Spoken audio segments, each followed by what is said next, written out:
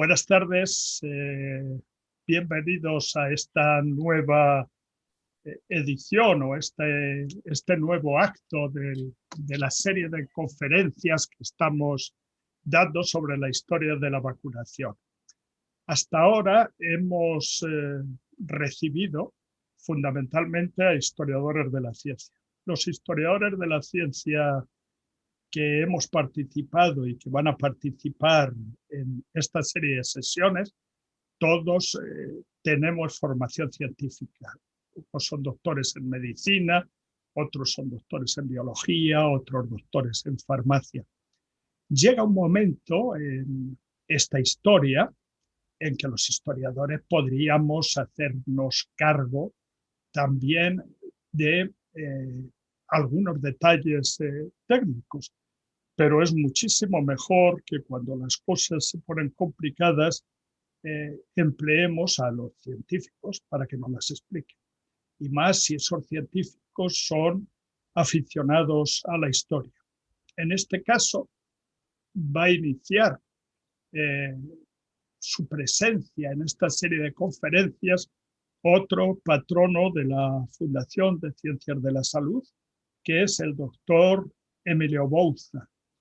Como patrono, pues yo no tendría que presentarle, pero me voy a dar ese placer, pues porque presentar al doctor Bouza es exactamente un placer. Él se licenció y doctoró en medicina y en la actualidad es catedrático emérito de la Universidad Complutense de Madrid, con lo cual esos somos los dos compañeros, y también es emérito asistencial de la Comunidad de Madrid del Servicio de Microbiología y Enfermedades Infecciosas.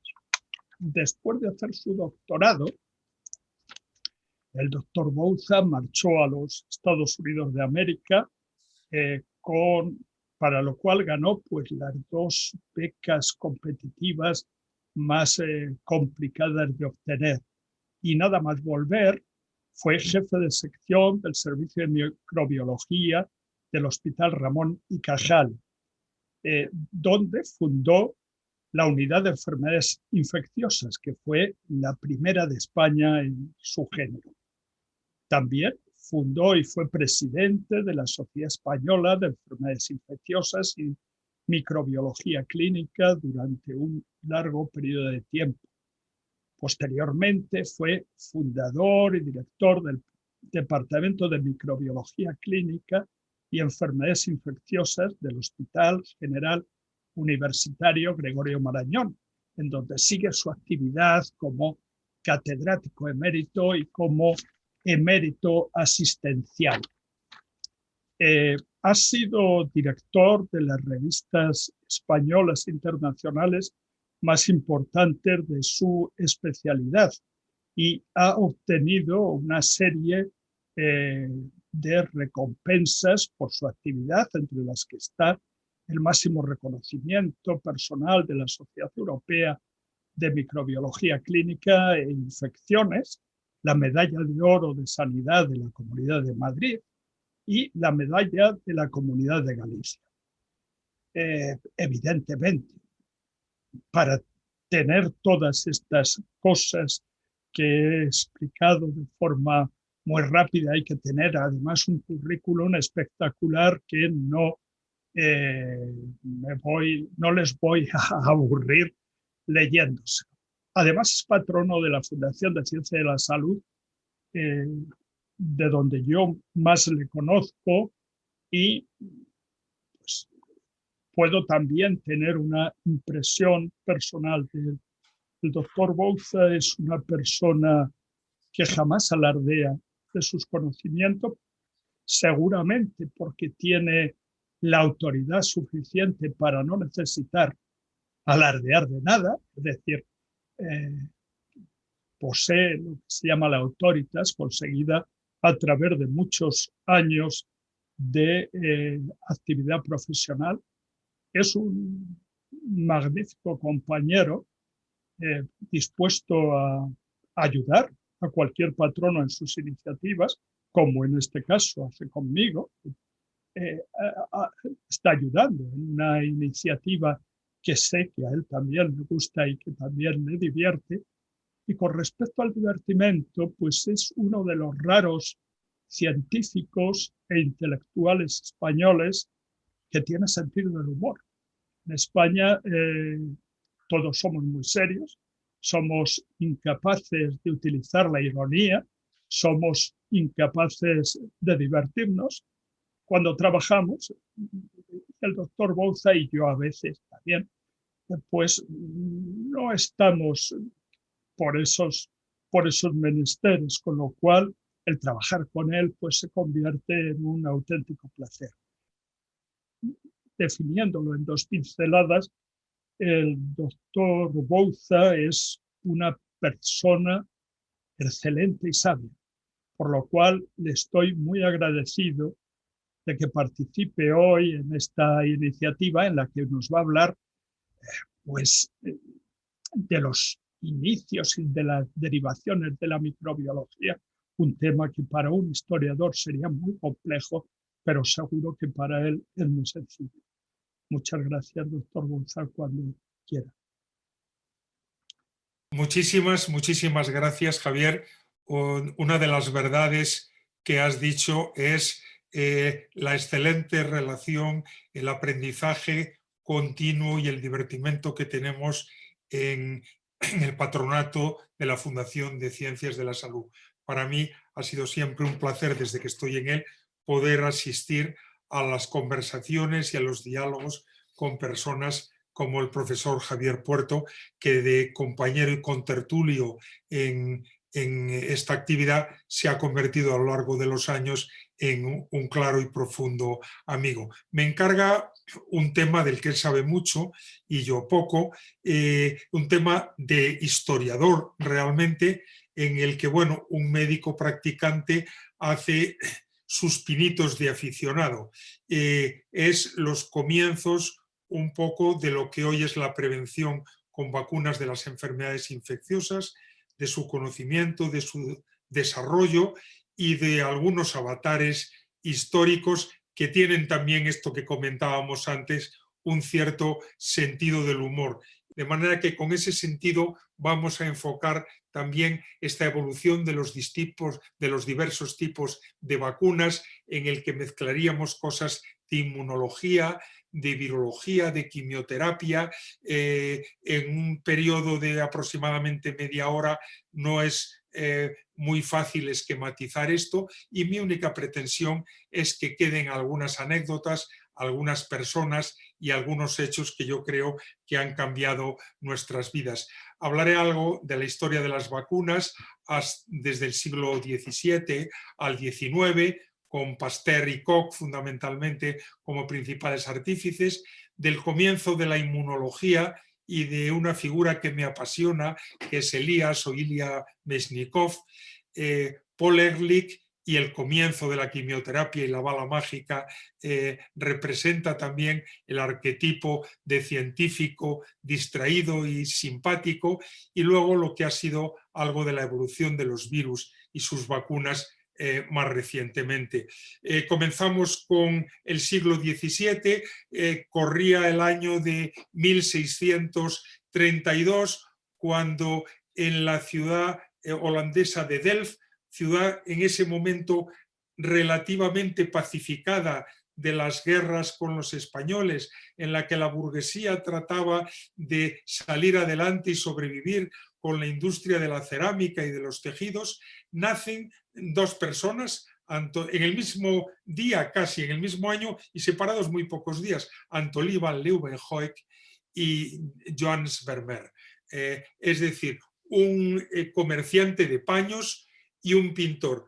Antonin es una persona de la burguesía del lugar, se le envía para buscarle un trabajo a Holanda, el trabajo es con su tío, que es un pañero, y conocer bien los paños implica entonces poder verlos con lentes, con lupas, contar sus hilos y diferenciar bien las calidades.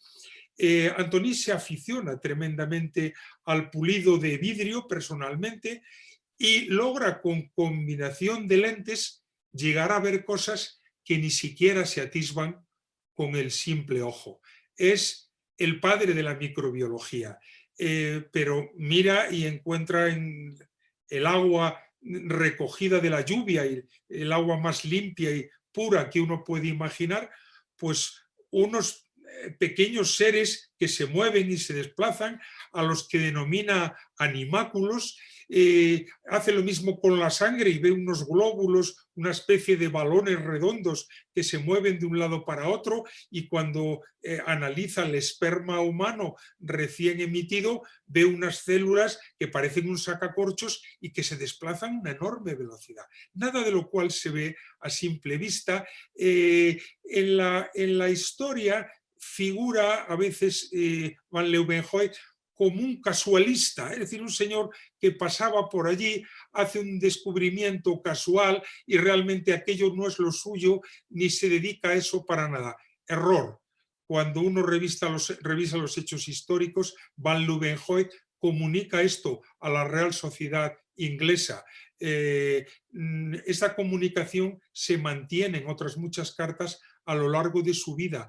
Cuando se muere, lega una colección de más de 100 microscopios, que por cierto la han perdido, y es reconocido como un miembro absoluto de esta sociedad, lo que no era fácil. Es un gran científico. Otra discusión es cuál es su relación con su convecino, con el pintor Vermeer. No consta científicamente que, pese a vivir cada uno a un lado de la plaza, se conocían.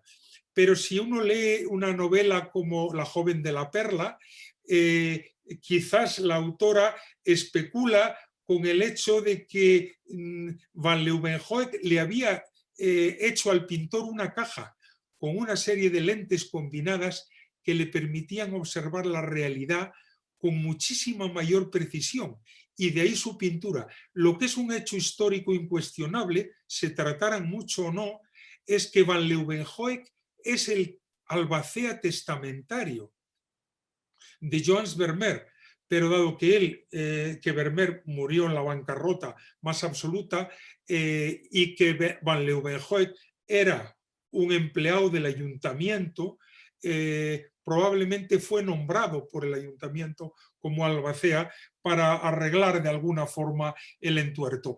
Por aquel entonces y después, la infección ha seguido siendo una de las causas más importantes, potencialmente evitables y más desagradables de la historia de la humanidad. Y si uno quisiera recoger en 2 libros un ejemplo de lo que pasaba con las infecciones, incluso a las personas más notables y más sobresalientes, leería estos 2 tomos, que es la historia ginecológica, que es la historia de las infecciones de las reinas de España, cómo las infecciones han modificado, incluso en las casas reales, la historia de la humanidad. Y tenemos que esperar, después de esos animáculos, prácticamente 100 años, a que nazca en Francia un individuo llamado Louis Pasteur, que nace en 1822 en Dole, en el este de Francia, que es hijo de un antiguo sargento del ejército de Napoleón. Probablemente la disciplina y el esfuerzo y la capacidad de trabajo lo hereda de este hombre, que es por lo demás un curtidor acomodado, y el muchacho parece listo e inteligente desde el principio y bien dotado. De hecho, los 2 retratos que aquí pongo de sus padres están hechos de su mano, los ha pintado él.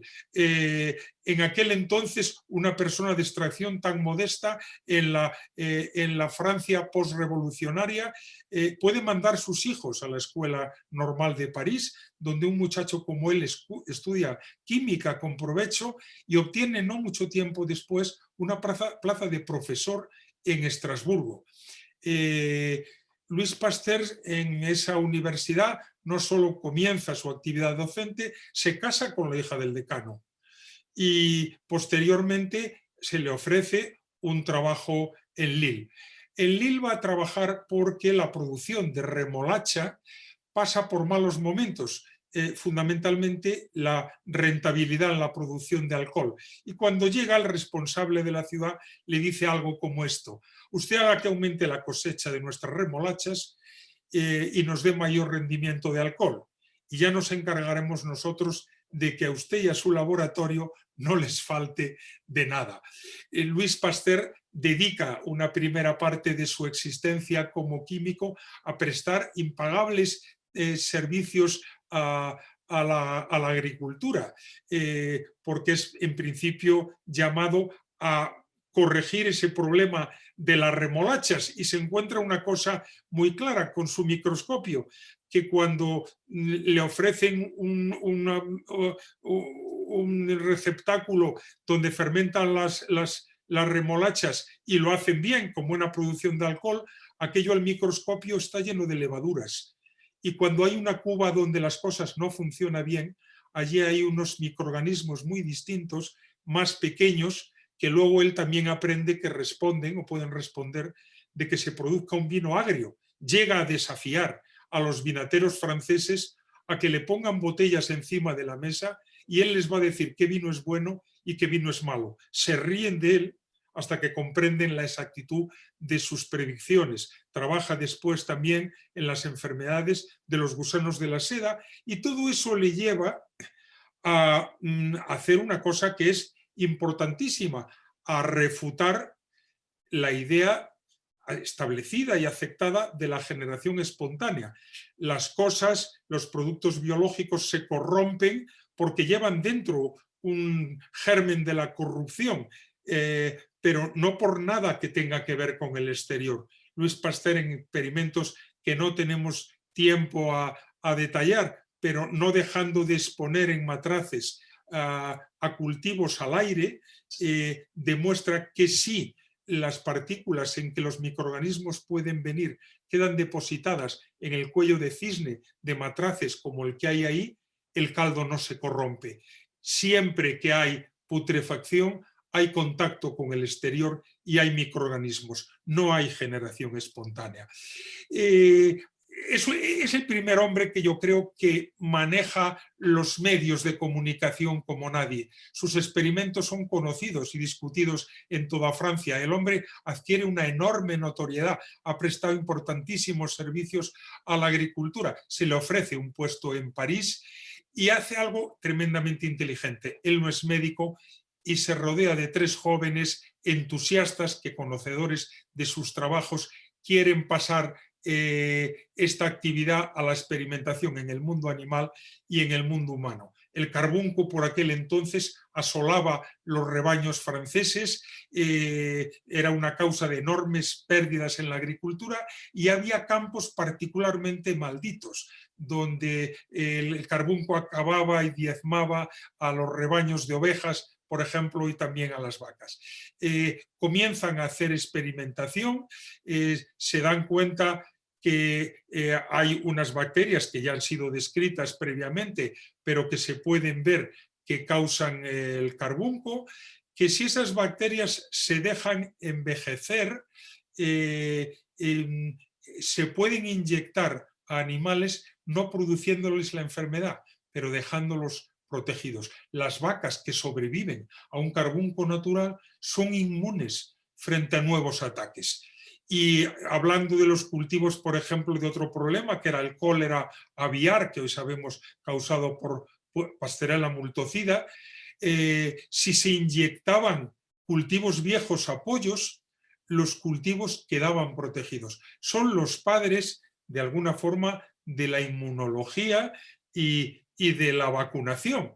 De hecho, Pasteur desarrolla con todo esto una vacuna frente al carbunco, prueban pequeños experimentos y se le desafía en el país a que demuestre esto en un gran experimento público al que va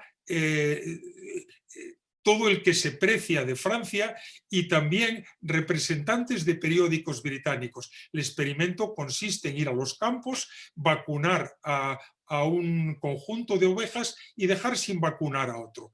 Y probar después, al inocularles carbunco, ¿qué ocurre? Pues el experimento es un éxito total, las ovejas vacunadas están tan campantes en el campo y han fallecido todas las que no lo habían sido.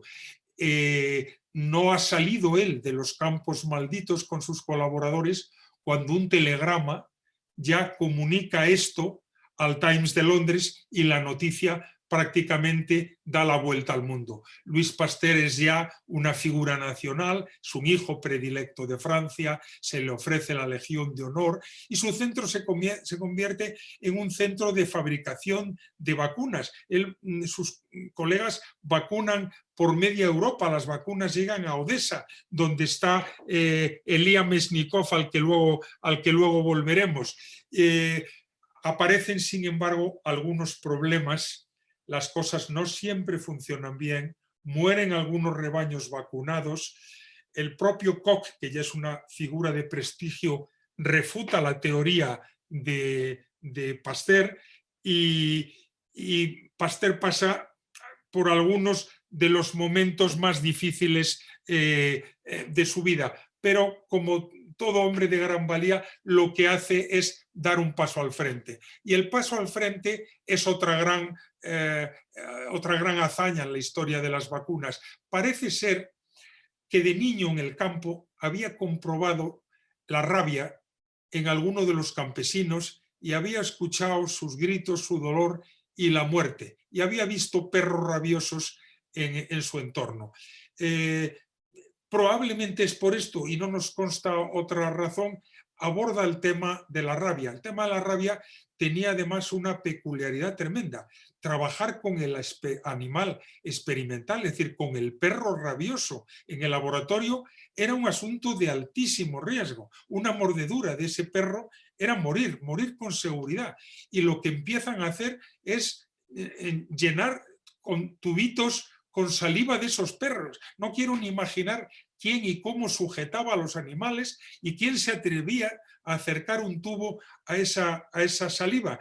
El caso es que con esa saliva sus colegas rusos y colaboradores no logran reproducir fácilmente el modelo experimental.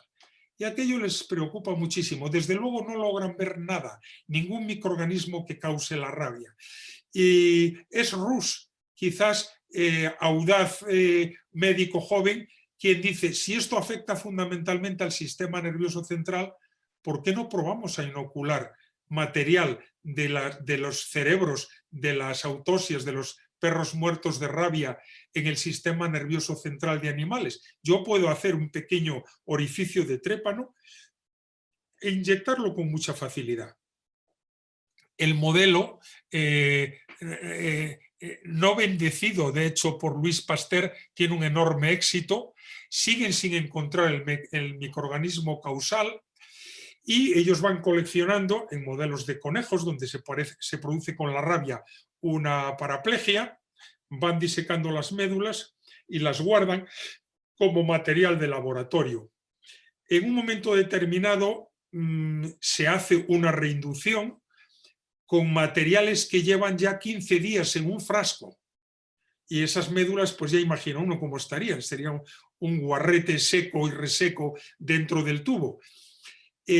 Cuando los animales se inyectan con esas médulas y luego se inyectan con médulas más recientes, menos viejas, el animal queda protegido. No padece la rabia ni con las médulas inmediatamente sacadas de animales rábicos. Esto es extraordinario. Han logrado teóricamente producir por envejecimiento y por el mismo hecho de la sequedad una vacuna contra la rabia. La prueba del 8 se presenta cuando una madre de Alsacia, madre de Joseph Meister, se presenta con un niño de 9 años que ha sido mordido por un perro rabioso. Esto ocurre el 6 de julio de 1885. Pasteur tiene todas las dudas del mundo, le propone a la madre acude a él porque esto ya se sabía, algo de esto se había oído, y le propone hacer el proceso de vacunación, comenzar a inyectarle al niño extractos de médula de más vieja a más joven hasta hacer 14 inyecciones. El niño no sufre rabia y este mismo asunto ocurre con otro paciente que llega a su mano ya 6 días después de haber sido mordido. Pese a eso, se le hace la vacunación y también sale vivo. Hay una historia curiosa de Joseph Meister. Joseph Meister acaba siendo el portero del Instituto Pasteur. Pasa su vida empleada ahí. Y la historia, lo que cuenta de él, es que en junio de 1940 se suicida de un pistoletazo. El hombre salvado de una muerte por rabia. La segunda historia, que yo no conocía hasta la preparación de esta conferencia, es que parece que el pistoletazo ocurre 15 días después de entrar los alemanes en París y de exigirle que abra la cripta donde se encuentran las cenizas de Pasteur. No sé si esto es embellecer la historia, pero el hecho está comentado así. El hecho corre por toda Europa, llega a todas partes, llega a la Rusia zarista, donde 19 campesinos son mordidos por un lobo rabioso. Conocedores de esto, tienen múltiples lesiones cutáneas, múltiples erosiones, se les envía a París, a donde llegan ya muy tarde. Pasteur decide aplicarles la vacuna en un régimen más rápido, 2 dosis por día. Se salvan 16 de los 19 en una enfermedad uniformemente mortal. Cuando la noticia llega a Rusia, el zar condecora a Pasteur con la Cruz de Diamantes de Santa Ana y aporta 100.000 francos para la construcción de un nuevo Instituto Pasteur, lo cual se asocia a la recepción de donativos exactamente iguales procedentes de todas las partes del mundo. Estas son algunas imágenes de Pasteur. Pasteur concluye con este gran experimento la representación de su vida. En 1992 se le da la medalla de la Sorbona en un gran acto en el que acude Joseph Lister. Lister era un cirujano inglés que era el primero que había creído que los microorganismos tenían algo que ver con esas supuraciones horribles de las heridas, y logra, por medio de la utilización de un antiséptico sobre la herida quirúrgica, disminuirlas enormemente. Acude a ese homenaje. Pasteur está muy emocionado, no puede hacer la lectura de su discurso, que la hace su hijo y que dice cosas a los jóvenes que todavía hoy tienen vigencia. No os dejéis contaminar por un escepticismo desaprobatorio y estéril. No os dejéis desanimar por la tristeza de algunas horas que se abaten sobre las naciones. Vivid en la paz serena de los laboratorios y de las bibliotecas. Decidíos lo primero, ¿qué he hecho yo para instruirme? Y a medida que vayáis avanzando, ¿qué he hecho yo por mi país? Pensar que habéis contribuido de algún modo al progreso y al bien de la humanidad. Fallece poco después y esto nos da opción para hablar de su gran rival. Luis Pasteur es un hombre de un carácter no siempre benigno, no siempre dulce, tarifa importantemente con algunos de sus compañeros de academia, tarifa profundamente con Roberto Koch, una persona que nace 20 años después de él en Alemania, que es la imagen especular en científico profundo y serio de Luis Pasteur. No tiene la grandeur francesa, pero tiene la solidez y la constancia de lo alemán. Roberto Koch se imagina que va a hacer grandes excursiones por el mundo, que va a ser médico militar, pero el problema es que es un miope tremendo y por tanto no tiene ninguna posibilidad de hacer esto. Se enamora de Emi y Emi le dice que de viajes por el mundo nada, que una plaza de médico cerca en Hamburgo. Así lo hace, no le gusta mucho la clínica diaria, no gana mucho dinero, pero empieza a preocuparse por el carbunco como enfermedad que afecta no solo a los animales, sino a los seres humanos. Se conoce que está producido por un bacilo, no lo ha aislado nadie y realmente Koch, probablemente en compensación por su renuncia a su mundo de aventurero, recibe en su 28 cumpleaños un microscopio de regalo de su amada Emi. Logra cultivar este bacilo, utiliza un medio que uno entiende pensando qué tenía a su alrededor, pues un matadero. ¿Qué fluido puede ser absolutamente estéril para hacer un cultivo? el líquido acuoso, el humor acuoso del buey, necesito producir bacterias en cultivo puro. Esto no se logra en un medio líquido, y a Koch se le ocurre la idea genial de inocular en ese medio líquido, rellenarlo con gelatina. El medio se solidifica y crecen cultivos bacterianos que se pueden utilizar. El Estado reconoce ya la grandeza de este hombre, le ofrece un empleo en dirección de salud del imperio, y él se dedica a algo que entonces era absolutamente controvertido y en lo que nadie creía. La tuberculosis era una especie de enfermedad tumoral, enfermedad maldita y enfermedad genética, en el que los microorganismos no tenían nada que ver.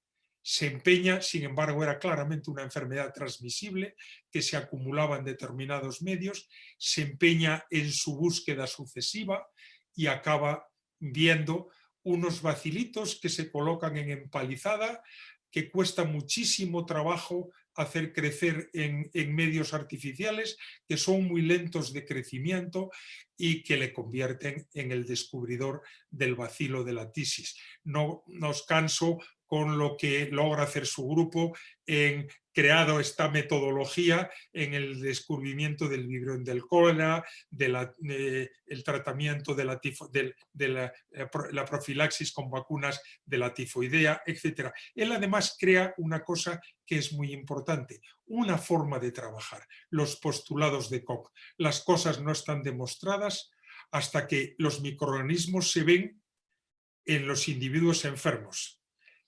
Esos microorganismos deben de ser aislables en un cultivo puro.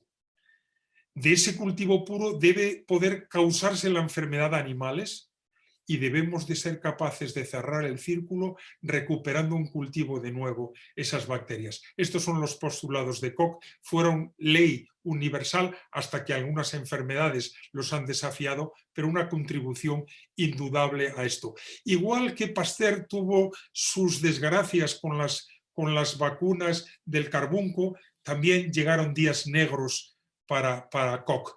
Quizás presionado por la autoridad política, acude al año 1890 a un congreso en Berlín, lo preside Virchow. Virchow era el Santa Santorum de la ciencia médica. No le caía bien Koch, le había despreciado en una visita previa, no creía en la teoría de los microorganismos. Koch anuncia que va a haber una gran comunicación en ese congreso, y lo que comunica esencialmente es todos los métodos y los procedimientos que le han llevado a demostrar que la tuberculosis está causada por un bacilo. Recibe enormes felicitaciones, la sala se queda mudo, pero Virchow coge su sombrero, se levanta y se marcha. Él anuncia en esa reunión que ha descubierto además una sustancia que puede parar el crecimiento de esa bacteria. Estamos hablando de la enfermedad que era la causa de la muerte de tanta gente joven a lo largo y ancho del mundo. Inicialmente parece que hay unos éxitos, luego se producen fracasos sonoros con desarrollo de tuberculosis. Él al final acaba comunicando que lo que ha utilizado es sencillamente un extracto glicerinado de cultivos puros de Mycobacterium tuberculosis. Esa sustancia, sin ninguna actividad terapéutica, se demostró, sin embargo, años después muy útil en el diagnóstico de la tuberculosis latente, y la seguimos utilizando. Sorprende en un hombre tan serio, tan riguroso y tan circunspecto que se divorcie de su querida Emmy Frath en 1893 y se case ese mismo año con una actriz de 19 años que ha conocido en el teatro. Aquello no le crea una buena prensa en el país, pero hay que decir que esa señora, Hedwig Freiberg, se convierte en una especie de esposa modelo, la acompaña en todos sus viajes y la acompaña en el premio Nobel que recibe en 1905. Muere probablemente de forma brusca, entiendo que de un infarto de miocardio, descansando en Baden-Baden el 27 de mayo de 1910, pero dejando una escuela en la que baste mencionar los nombres: Loeffler, Frankel, Fluge, Gafki, Bering, Pfeiffer, Ehrlich, Wassermann o el propio Kitasato. Entre sus seguidores está Loeffler. Loeffler se pasea por los hospitales de niños de Berlín contemplando lo que describe él como niños azules con cabezas apoyadas sobre almohadas blancas, los niños ahogados por la presencia de la difteria. Toma muestras de esas faringes, de esas costras faríngeas, ve bacilos que se disponen de una forma muy particular, no tiene duda de que ahí está el bacilo de la difteria, pero cuando tiene opción de acceder a los cadáveres de los que fallecen, no encuentra esos bacilos en ningún otro sitio que no sea la garganta. No se atreve a seguir, pero deja sentados los principios para sus colaboradores, y los colaboradores son los que yo he denominado aquí los dos Emilios. Un Emilio que está en un lado de la frontera franco-alemana, Emil Rus, y un Emilio que está del lado alemán, dos escuelas que ya, repito e insisto, se odiaban tremendamente como se odiaban los dos países en esos momentos. Emil Rus comprende lo mismo, encuentra el mismo hallazgo: no hay microorganismos de estos que crezcan a distancia, por tanto, la difteria debe estar causada por un veneno que es el que circula. En aquel entonces se había diseñado ya un filtro, en el filtro se podían retener las bacterias, y el material, el líquido que salía de esos cultivos, por tanto abacteriano, era capaz de reproducir la enfermedad. Por tanto, efectivamente, había algo, había una toxina que era productora de eso. El otro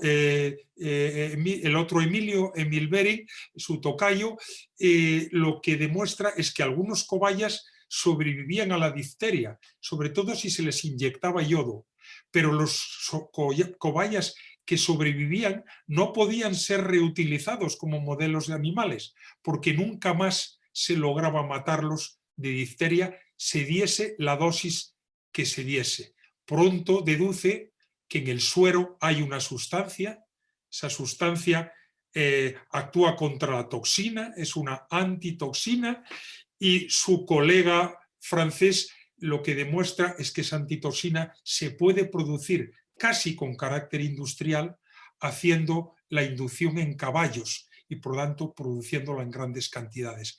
Cuando acuden al Congreso de Hungría, comentan que con esto que han desarrollado se salva el 75% de los niños diftéricos. Han descubierto un tratamiento para la difteria y luego siguen hallazgos de otros procedimientos profilácticos, muchos de ellos vacunas para la tifoidea, para el cólera, para la propia peste, en discípulos de un lado y de otro. Está claro ya con esto que existe una idea de que la inmunidad existe, de que se puede alcanzar. El asunto es cómo es esa inmunidad y ¿desde cuándo conocemos esto? Pues realmente por lo menos desde la peste ateniense, porque Tucídides lo que dice cuando describe la guerra del Peloponeso es que solo pueden cuidar a enfermos aquellos que ya han pasado la enfermedad y la han superado, porque esos no tienen riesgo. Luego, lo sabemos de hace mucho tiempo. Nos movemos hasta el siglo XV y los chinos y los turcos sabían que la gente con viruela, si sobrevivía, producía unas costras secas, y cuando la costra estaba muy seca, se podía frotar con ella escarificaciones de la piel o implantarla en la piel de pacientes que no habían tenido viruela y estaban protegidos. Tiene que ser una inglesa, Lady Montagu, quien realmente lleva esta idea desde su viaje a Turquía a Inglaterra y varioliza, que así se llamaba, a sus propios hijos. Aquello pues duerme el sueño de la excentricidad y conviene recordar lo que era la viruela en esos momentos. Era una causa de mortalidad entre el 20 al 60% de los que la padecían. Podía matar a unos 400.000 europeos por año. Era una causa del 30% de las cegueras. Y desde luego, gente de mi generación hemos conocido aún a las personas con la cara desfigurada por las llamadas picaduras de viruela. En ese contexto surge Edward Jenner. Edward Jenner observa este hecho. Edward Jenner, que en aquel entonces era más conocido por sus enormes conocimientos como ornitólogo que como médico interesado en la prevención de la infección, comprueba cómo las vaqueras inglesas que tienen pústulas en las manos de la enfermedad pustular que producían las vacas, afirmaban ellas mismas que no tenían la viruela porque ya habían tenido esta enfermedad en las manos. En lugar de echar en saco roto el experimento, lo desarrolla, logra demostrar que hay una protección de no se sabe qué, porque él jamás pudo saber ni conocer que ahí había un virus, ni que había un agente viral, y ni siquiera que había un agente bacteriano. Es decir, logra una vacuna frente a una enfermedad transmisible que no logra ver. Pretende que eso se extienda por todo el Imperio Británico, pero tropieza con muchísimas dificultades. Dificultades que logra crear otro imperio pese a su relativa decadencia, que es el Imperio Español, que pone en marcha la expedición Balmis. Hay que agradecer, aunque no sea más que eso, a Carlos IV, probablemente a María Luisa, probablemente al trío formado con Godoy, que dieran luz a esta expedición que demostraba lo importante que eran los súbditos de las colonias para la metrópoli, que dura 3 años y que lleva la vacuna a todo el imperio español. Esto es alguna frase de Jenner y de Humboldt encumbrando esta hazaña, y este es un libro que a mí me ha gustado mucho, que he leído hace unos años, antes de que la pandemia actual estuviera en marcha, a flor de piel. Describe con carácter poético, de forma muy interesante, pero yo creo que con rigor histórico, la expedición Balmis llevada a cabo por el grupo de españoles, entre los cuales está la hoy bien conocida Isabel Zendal. Nos llevó un año erradicar definitivamente, un siglo erradicar definitivamente la vacuna. Aquí está el póster de la viruela, la Organización Mundial de la Salud, cuando declara la viruela erradicada, y hoy la preocupación de este microorganismo está alrededor del bioterrorismo.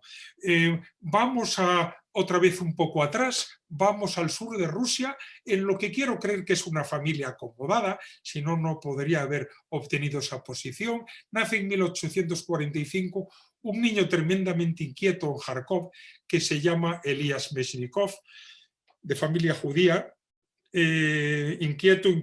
inquietísimo y poseedor de una enorme inconstancia, pero una tremenda memoria.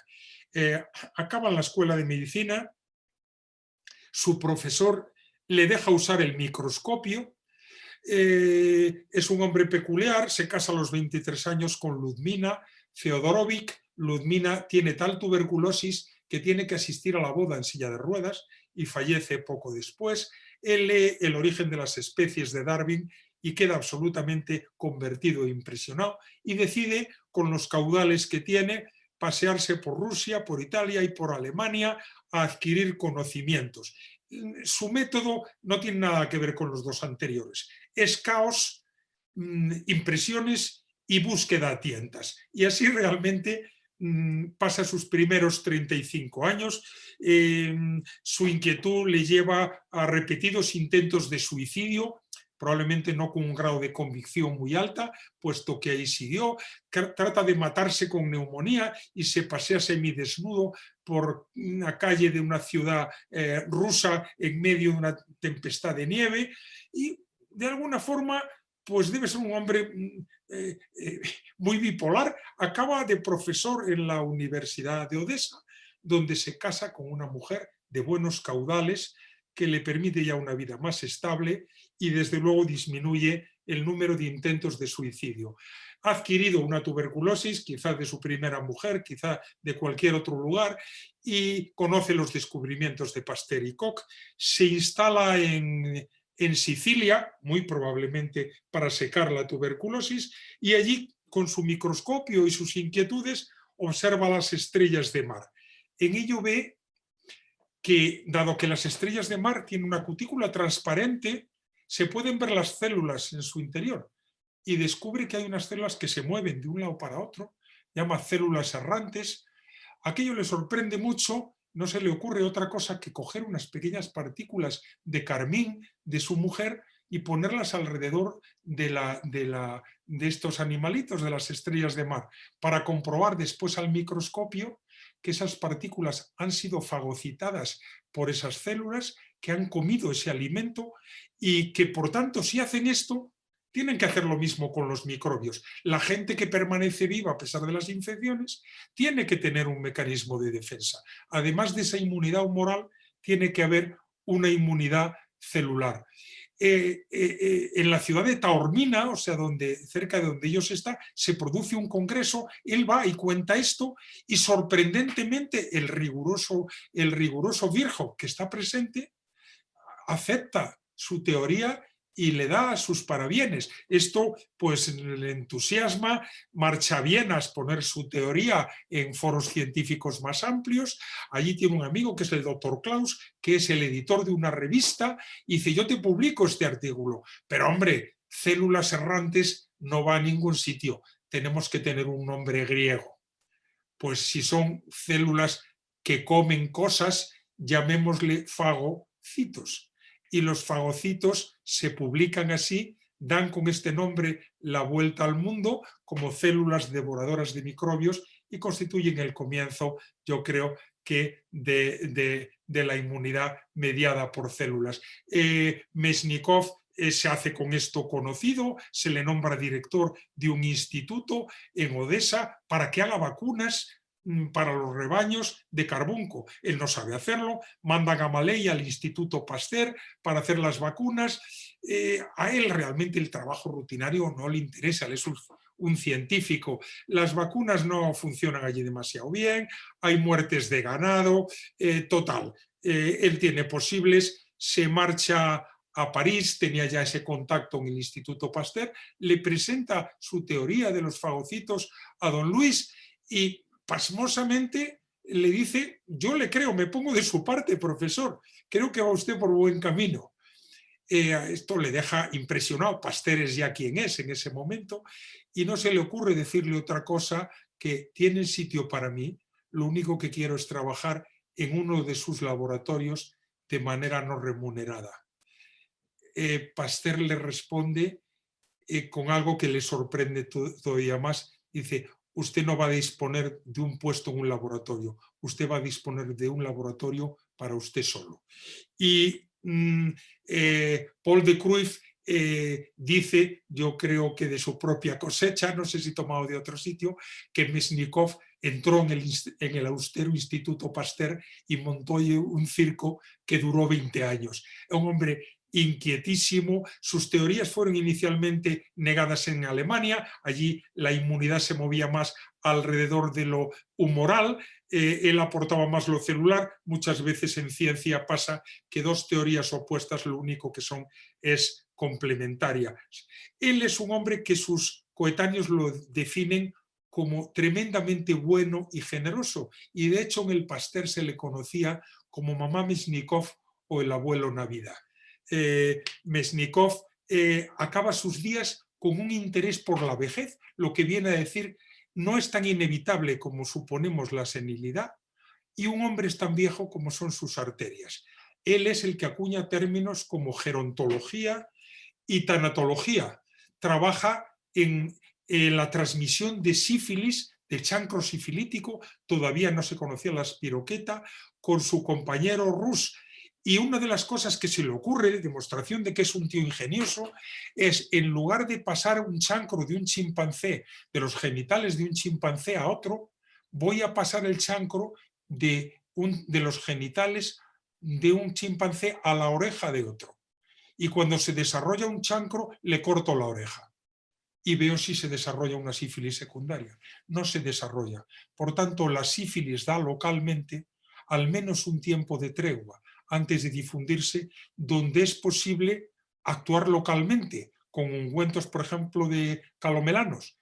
Y así se llega a la maniobra impensable hoy de hacer una inoculación de sífilis al estudiante Maisonev sin que pase nada y sin que desarrolle una sífilis. La sífilis la interpreta Mesnikov como la causa del endurecimiento arterial y por tanto de la muerte. Y lo que viene a decir es, todo esto tiene que ver con tener una producción de bacterias inadecuadas en el intestino, teoría que ha vuelto a la actualidad. Viviríamos más, dice, si no tuviésemos intestino grueso.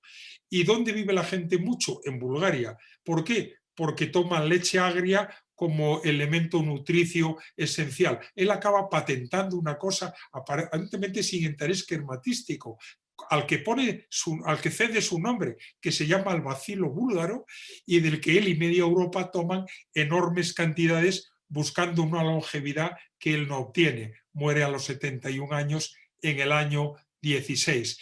Unos años atrás, de nuevo tenemos que hacer un retroceso en la historia, porque ven que mucha de esta gente se lleva poco tiempo entre sí y todas estas cosas que expongo aquí por separado ocurren relativamente solapadas.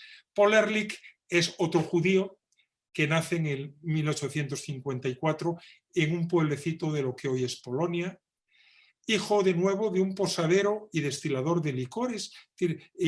Tenemos de nuevo aquí una burguesía baja incluso que accede a la formación, es de familia judía y encima no lleva buenas notas en el gimnasio. Se matricula en 4 facultades de medicina y lo que sí le interesa es una cosa que hace un primo suyo, que se llama Karl, que es cortar fragmentos de tejidos y probar distintos colorantes y ver qué se tiñe de qué color. Aquello no parece mucho más que un juego de juventud, pero él se doctora en el 1878 con una tesis que se llama Teoría y práctica de la tinción histológica. Es decir, él está obsesionado por los pigmentos, por los colorantes, la industria local también. De hecho, le inyecta a un ratón anilina y una de las cosas que comprueba es que se tiñen todos los tejidos, pero no el cerebro. Y esto es el comienzo de la descripción de lo que todavía hoy conocemos como la barrera hematoencefálica. Independientemente de ese carácter, debía ser una persona pues, muy constante y trabajadora, puesto que adquiere posiciones en la clínica de la Universidad de Berlín, de profesor auxiliar, de catedrático de medicina interna y acaba dirigiendo el Hospital de la Caridad en Berlín. Él estaba en la presentación de Koch de la existencia del microbio del carbunco y una tarde también escuchó explicar a Koch la existencia del bacilo de la tisis, de manera que todo aquello le importaba mucho. Lo que ocurre es que tuvo de nuevo que ser parado porque también él desarrolló una tuberculosis y se tuvo que marchar a Egipto para secarse de nuevo. Vuelve y es Koch quien le inyecta su cura para la tisis, que no sabemos si funcionó o no, pero siguió trabajando con él. Y lo que se planteó es que si yo tengo un tinte que es capaz de impregnar un tejido, es posible que pueda haber un tinte que pueda impregnar una bacteria y no dañe y no impregne un tejido. Y puede que haciéndolo mate a los microbios. Esto es su concepto de la bala mágica. Es un hombre muy riguroso en sus experimentos, en eso es alemán, lo repite las veces que hagan falta, determina las cantidades de sustancias necesarias para matar casi a cada tipo de animal de experimentación y con cada pigmento.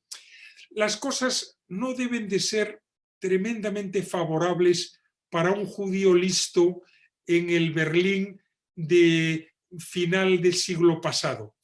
Y no sé si eso es lo que motiva que él se vaya a Frankfurt, donde hay enormes fábricas de colorantes, cuyos propietarios son ricos judíos. Logra allí ser financiado, desarrolla un modelo con tripanosomas en ratones. El tripanosoma se parece por su movimiento, o él cree que se parece al microorganismo, al Treponema pallidum, al ahora llamado Treponema pallidum, pero se puede ver mucho mejor. Los ratones desarrollan lo que se llama el mal de caderas, que es muy fácil de ver en el laboratorio, y sabe que algunos de estos animales mejoran con el arsénico.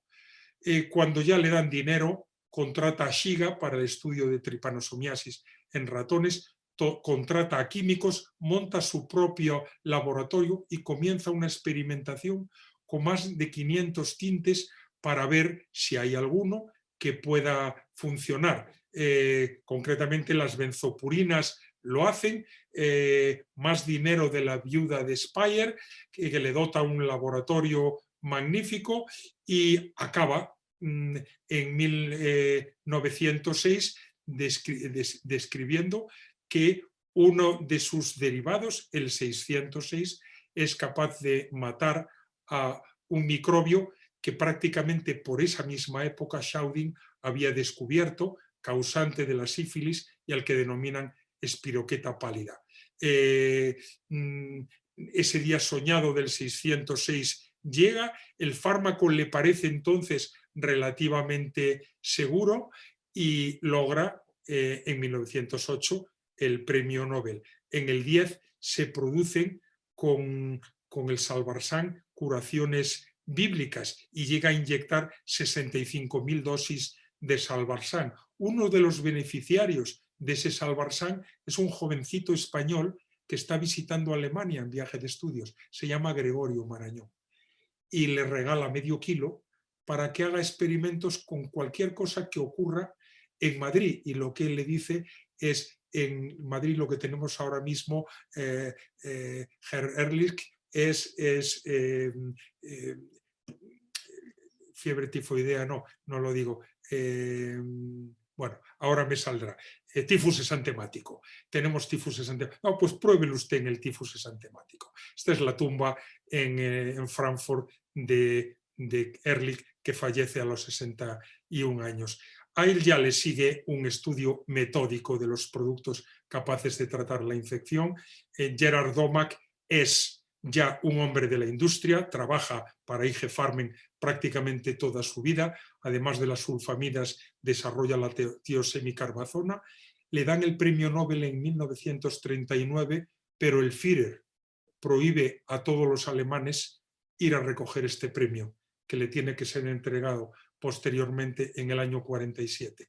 Lo que sigue ya es de conocimiento de todos ustedes. Sigue la penicilina y ahí está el que podíamos llamar a la izquierda el casualista, el que hace el descubrimiento casual, y ahí están a la derecha los dos trabajadores, uno de los cuales por lo menos también era judío y no tremendamente bien visto, que son los que hacen todo el desarrollo hasta convertirla en el fármaco que hoy es. Si alguien quiere conocer los entresijos de esa rivalidad entre estas tres personas y de esas dificultades, ¿quién tiene que leer El hongo en la bata del doctor Florey? Se pretendía llevar esos hongos impregnando batas blancas a los Estados Unidos, protegiéndolas de una posible invasión alemana en ese momento. Termino ya. ¿Qué ha cambiado la virología de este último siglo? Primero, las observaciones en las plantas, el filtrado de savia de plantas de tabaco infectado transmite la enfermedad, aunque no haya células ni bacterias. Ese agente se puede reproducir solo cuando se asocia a células vivas y deciden llamarle un virus. Quizás la gran primera enfermedad a la que se hace frente es el virus de la fiebre amarilla y el desarrollo de su vacuna por Zeiler, las primeras observaciones por Finlay en Cuba. Es Stanley y Max Laufler los que, siendo dos ingenieros, desarrollan el microscopio electrónico. El virus no es una cosa líquida que no tiene estructura, tiene una estructura física y se pueden separar proteínas y ácidos nucleicos, y es William Goodpacher quien hace crecer el virus en huevos fertilizados de pollo. La gran epidemia del 18, que hoy recogemos en un libro como el Jinete Pálido, que recientemente nos han regalado en nuestra fundación, tarda años en demostrarse que está causado por un virus, tarda más de una década y es un predecesor de lo que estamos viviendo. Lo demás es la lista de vacunas desarrolladas con tecnologías diferentes, hasta las más recientes de RNA mensajero, personajes como Salk y su vacuna, personajes como Sabin.